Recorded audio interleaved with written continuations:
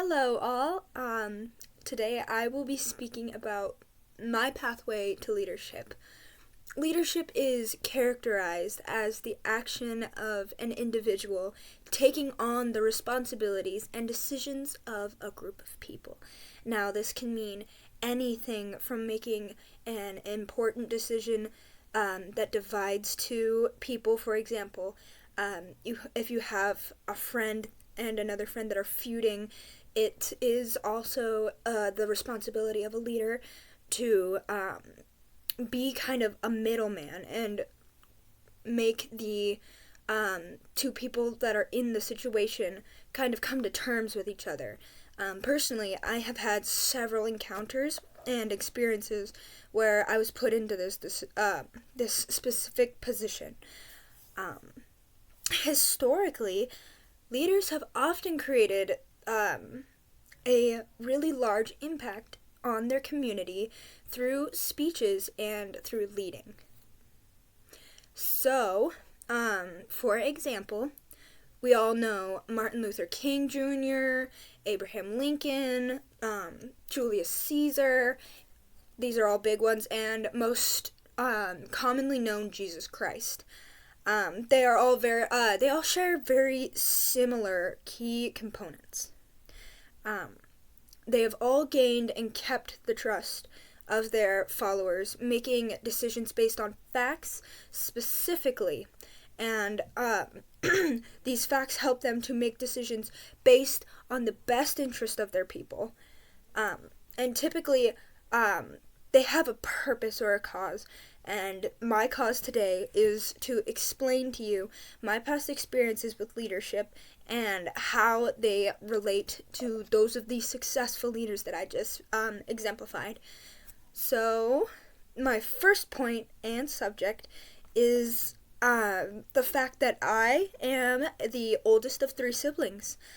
Oftentimes, my parents are unavailable, or they, as every parent does, they need a little time to themselves, or they're focused on work.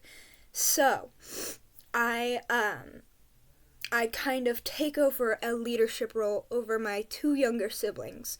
My brother and my sister look up to me, and it is my responsibility to not only lead with my voice and lead by instruction, but it is also up to me to lead by example, as many of us older siblings do. I find that no matter how angry or how loud or how demanding I was with my siblings, they did not respond to me. However, when I approached them with a more gentle and nurturing type voice, kind of like that of, say, a dog, we are all familiar, with how a dog acts. When you tell a dog, "No, don't do that," they tend to cower away and they won't listen to you. But if you tell them, "No, don't do that," they're more likely to respond because they know that they've done something wrong that way, but they're not going to shy away and continue to do it anymore. Historically, leaders have also used this advantage, and it gives kind of a personal connection to their followers and their people. So, in short, demanding and ordering their followers has not worked out throughout history unless it has been under the guise of a dictatorship. Secondly, I am currently in high school, so this means that I am a senior in on my dance team, and for me, this is a really big step in my leadership goal, as it opened a lot of new doors for me, because the people that I'm taking the leadership role as are my peers, and being a leader for my peers is so much different than being a leader to someone who is younger than you. You have to approach them very professionally. You have to make it sound like you're not talking down to them. You can't talk to them like you are an older authoritative figure. You have to talk to them like you are one of them, like you are with them. So in my position, I lead very, very positively, exerting a lot of positive energy, as well as being very approachable is a huge part of my leadership on my dance team. They are more comfortable asking questions this way. Several girls have come up to me asking tiny techniques on their movements, on their own techniques, how to perfect their own techniques, and they've asked me tips on how to perfect their techniques with my experience. One such leader who has also led this in this kind of fashion is Jesus Christ, actually. He was very approachable and very positive, even after everything that we all know he went through. This made him a very good leader because his followers trusted that they could communicate their feelings and their questions and their comments and concerns with him, which is a huge part of being a leader. If you cannot answer questions and become approachable, then questions will be unanswered and there will be a lot of kind of like broken trust within your followers and your people.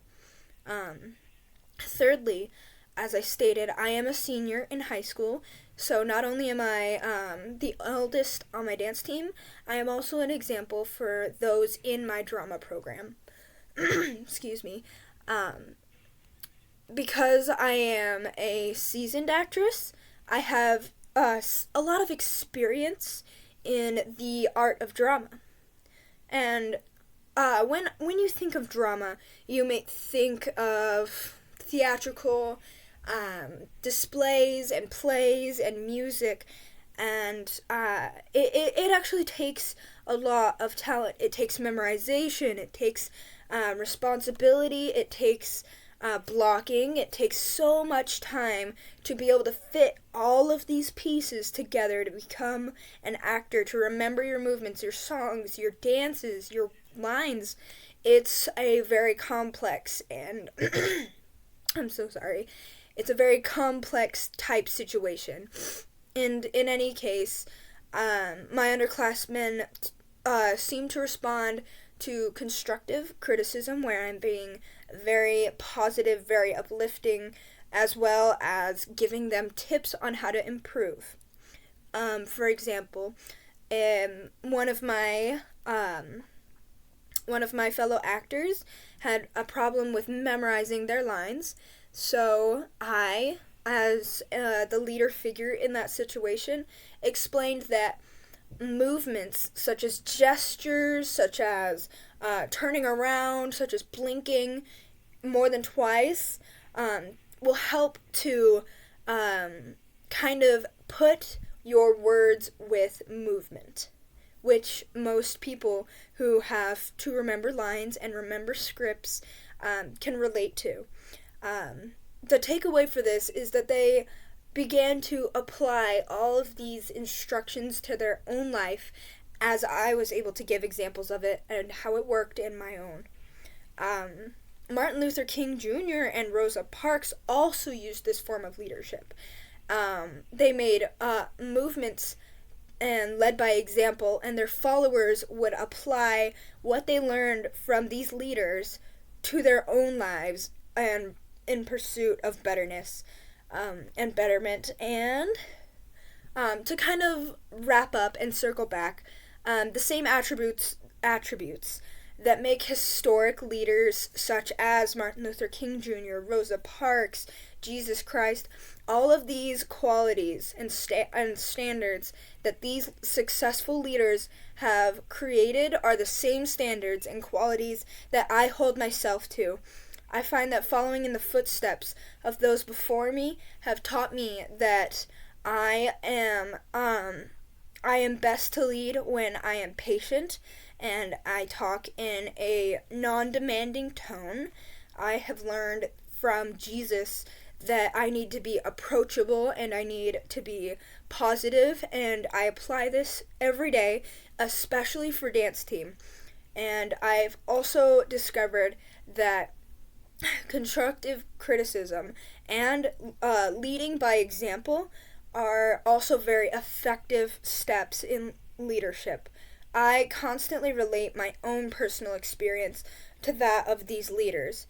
Um, and I improve constantly, filling the gaps in my strategy with these successful traits that I can see in the leaders that have made differences in our historical past.